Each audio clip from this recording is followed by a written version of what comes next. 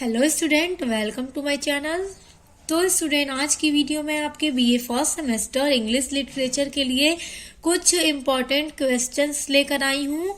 कुछ ऐसे important questions हैं जिसे आप पढ़ के एग्जाम में बहुत अच्छे नंबर पा सकते हैं, क्योंकि इस क्वेश्चन से आपकी बहुत ज़्यादा हेल्प हो जाएगी कि आपको किस तरह से एग्जाम में पढ़ना चाहिए कि आप एग्जाम को बहुत अच्छे से दे सकें। तो चलिए स्टार्ट करते हैं। तो शॉर्ट क्वेश्चंस में देखिए, शॉर्ट क्वेश्चन आपके 50 वर्ड्स के पूछे जाते हैं पेपर में।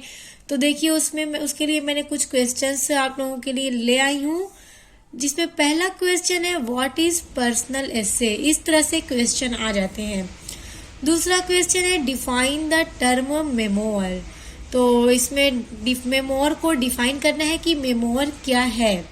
तो यहाँ पे मेमोर की जगह और भी हो सकता है, जो भी आपके यूनिट में है, जैसे बायोग्राफी हो सकता है, ऑटोबायोग्राफी हो सकता है, पीरियोडिकल एसे हो सकता है, ट्रेवेलॉग हो सकता है। इस वजह से अपनी तैयारी आप लोग बहुत अच्छी रखिएगा, ताकि आप लोग कुछ भी आए तो इजीली कर लें। उसके बाद तीसरा क्वेश्चन आप लोगों के लिए मैं लाई हूँ define the term theme. Theme क्या है आप लोगों को वो डिफाइन करना है। चौथा क्वेश्चन है what is the difference between a memoir and autobiography. तो चौथा क्वेश्चन है, देखिए आप लोगों का कि मेमोर और ऑटोबायोग्राफी के बीच में क्या डिफरेंस है, क्या अंतर है। तो ये एग्जाम में पूछा जाता है, तो इस वजह से आप लोग इसको भी देख लीजिएगा। और इसमें ना इस तरह से भी पूछ देता है, जैसे कि यहाँ पे मेमोर है तो मेमोर को हटा के पूछ देगा कि what is the difference between biography and autobiography, memoir and biography, travelogue and memoir कुछ भी पूछ सकता है इस तरह से स्टूडेंट। पांचवा क्वेश्चन है write a short note of periodical essay. यानी पीरियोडिकल एसे क्या है उस पे एक नोट लिखिए। तो आप लोगों को 50 शब्दों में लिखना होगा। छठा क्वेश्चन है what is main function of studies. तो ऑफ स्टडीज आपके यूनिट 6 में है। सर फ्रांसिस बेकन का एसे है, उसका ये पूछ रहा है कि उसका क्या मेन फंक्शन है, तो वो आप लोगों को लिखना है। What was the role of horse for Iona. तो ये आपके शॉर्ट स्टोरी का है, यूनिट 4 की शॉर्ट स्टोरी है एंटोन चेखोव की। उसमें आयोना का घोड़ा था, तो आयोना के लिए उसके घोड़े का क्या रोल था वो आप लोगों को इस क्वेश्चन में लिखना है। तो इस तरह से क्वेश्चंस को आप नोट डाउन करके अपनी प्रिपरेशन एग्जाम के लिए बहुत अच्छी कर सकते हैं, क्योंकि एग्जाम में इसी तरह से क्वेश्चंस पूछे जाते हैं। आठवां क्वेश्चन है write an introduction to the writer R K. Narayan. R K. Narayan का इंट्रोडक्शन लिखिए टू ऑथर के रूप में, यानी कैसे ऑथर है, इनका राइटिंग स्टाइल कैसा था, ये सब आप लोग को बताना रहेगा। What is the theme of short story games eight Twilight. तो गेम्स एट ट्विलाइट आपके यूनिट 5 में अनीता देसाई की एक शॉर्ट स्टोरी है जो मैं करा चुकी हूँ। तो ये क्वेश्चन इस तरह से पूछता है कि मतलब गेम्स एट ट्विलाइट की शॉर्ट स्टोरी में क्या थीम था। तो इस तरह से यहाँ पे गेम्स एट ट्विलाइट को हटा के पूछ सकता है the barber's trade union, under the banyan tree, the lament. जो भी शॉर्ट स्टोरी है उसका थीम पूछ सकता है। इस वजह से आप लोग अपने स्टोरीज की थीम को भी लर्न कर सकते हैं, लर्न कर लीजिएगा, पूछा जाता है। 10वां क्वेश्चन है what is tone in literature. यानी टोन, लिटरेचर में टोन क्या है, या फिर इस तरह से पूछ सकता है write a note on tone in literature. किसी भी तरह से क्वेश्चन पूछ सकता है आप लोगों से। तो ये 10 क्वेश्चंस मैंने आप लोगों के लिए बनाए हैं, जिस तरह से क्वेश्चंस आ सकते हैं, इससे के बेसिस पे आप लोग अपने शॉर्ट क्वेश्चंस की प्रिपरेशन को कर सकते हैं। तो चलिए अब आगे बढ़ते हैं। और देखिए आपके सेक्शन बी में आते हैं पूरे 200 वर्ड्स में आप लोगों को आंसर देना होता है। तो देखिए पहला क्वेश्चन है write a note on power point presentation. कि पावर पॉइंट प्रेजेंटेशन पर एक नोट लिखिए। तो ये आपकी यूनिट 8 का है, ये भी मैं करा चुकी हूँ। दूसरा क्वेश्चन है write a note on the summary of the patriotism beyond politics and religion. तो एपीजे अब्दुल कलाम का एक एस्से है आपके सिलेबस में, patriotism beyond politics and religion.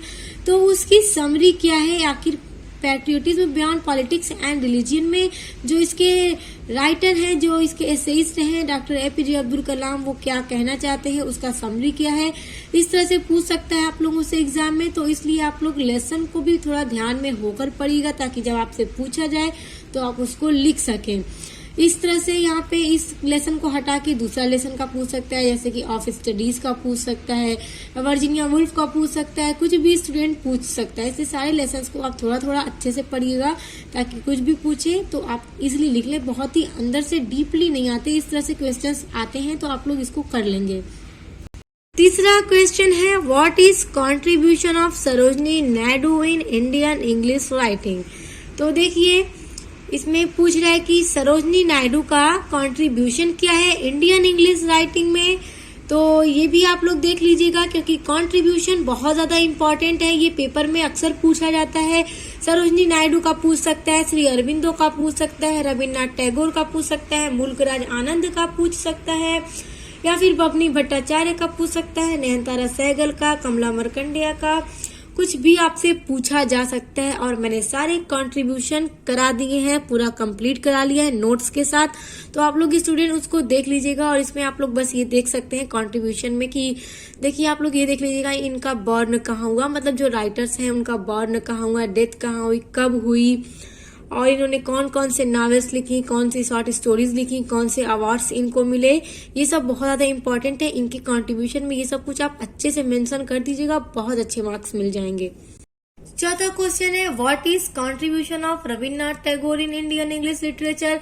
तो देखिए पीछे सरोजनी नायडू का था, अब रविन्द्रनाथ टैगोर का है, तो रविन्द्रनाथ टैगोर का भी पूछा जाता है क्योंकि ये भी बहुत इंपॉर्टेंट है आपके सिलेबस में।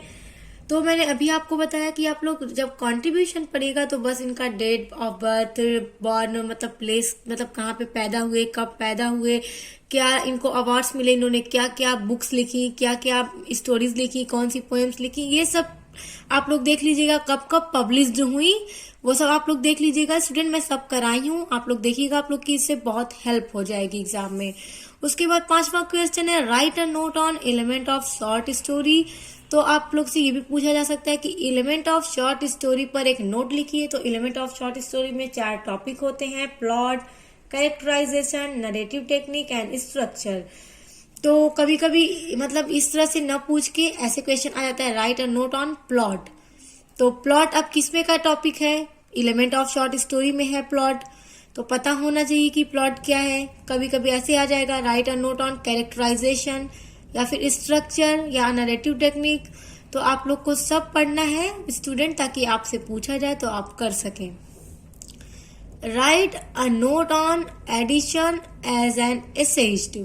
अब एडिशन, जोसेफ एडिशन एक एसेइस्ट के रूप में कैसे है, इनका एसे लिखने में मतलब क्या राइटिंग स्टाइल थी, ये आपको देखना होगा। तो इस तरह से राइटर्स के तो जो राइटिंग स्टाइल होती है स्टूडेंट थोड़ा बहुत सेम होती है, तो आप लोग इस तरह से किसी भी राइटर का है तो बना के लिख सकते हैं। बस उनका मेन थोड़ा चीजें देख लीजिएगा ताकि आप लोग को लिखने में इजी हो जाए। 7वां क्वेश्चन है write a character sketch of sir Roger. तो सर रॉगर ये आपके सिलेबस में एक लेसन है, सर रॉगर एट चर्च। ये प्रोज में है, आपके जोसेफ एडिसन का एक प्रोज है सर रॉगर एट चर्च। तो उनका कैरेक्टर स्केच लिखना है कि जो सर रॉगर थे उस लेसन में, उस चैप्टर में, तो उनका क्या कैरेक्टर था, वो किस तरह के इंसान थे, उनका बिहेवियर कैसा था, वो क्या सोचते थे। तो स्टूडेंट ये भी स्टोरी मैं कराई हूँ आपकी, आप उसमें देख लेंगे तो आपको सर रॉगर का कैरेक्टर स्केच पता चल जाएगा कि उनका चरित्र चित्रण कैसा था। तो आप बहुत ही आसानी से उसको लिख लेंगे। देखिए स्टूडेंट अब आते हैं सेक्शन सी। आपके पेपर में जो सेक्शन सी पूछा जाएगा आपसे, उसमें आपको पूरे 500 वर्ड्स में लिखने होंगे आंसर। तो देखिए आपसे किस तरह से लॉन्ग क्वेश्चन पूछे जाते हैं। पहला क्वेश्चन है discuss Lamb as an autobiographical essayist. तो चार्ल्स लैम्ब हैं आपके सिलेबस में, इनका एक एस्से है ड्रीम चिल्ड्रेन। तो यहाँ उनके एस्से की बात नहीं हो रही, यहाँ पे हो रहा है कि चार्ल्स लैम्ब एक ऑटोबायोग्राफिकल एस्से लिखने में उनकी क्या राइटिंग स्टाइल थी, वो कैसे थे। तो यहाँ पे वो बातें चल रही है कि आपको उनको चार्ल्स लैम्ब के बारे में लिखना है। और स्टूडेंट यहाँ पे चार्ल्स लैम्ब के अलावा दूसरे राइटर का भी दे सकता है, जोसेफ एडिसन का दे सकता है, सर फ्रांसिस बेकन का दे सकता है। तो आप लोग थोड़ा थोड़ा देख लीजिएगा, बाकी चीजें आप लिख लीजिएगा। उसके बाद है give the summary Virginia Woolf essay profession for women.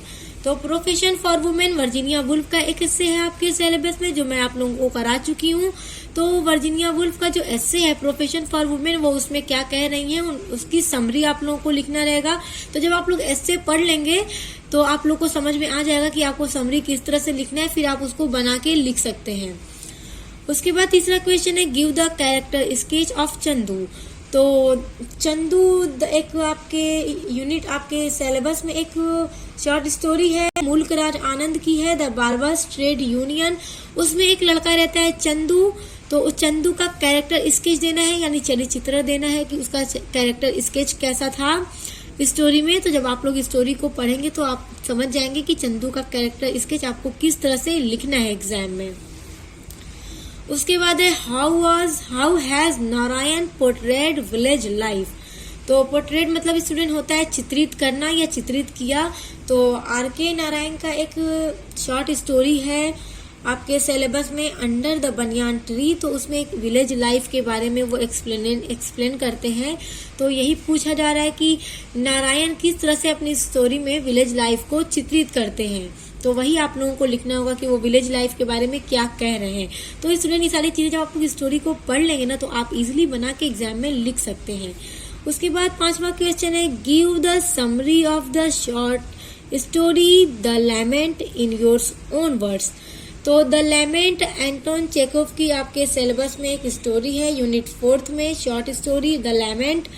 तो उसकी समरी आपको देना है इन योर ओन वर्ड्स में, यानी अपने खुद के वर्ड्स में। जब आप स्टोरी पढ़ लेंगे तो आपको समझ में आ जाएगा कि अपने वर्ड्स में, अपने शब्दों में किस तरह से आपको उस कहानी का निचोड़ लिखना है, समरी लिखना है। फिर उसको आप बहुत ही इजीली लिख लेंगे।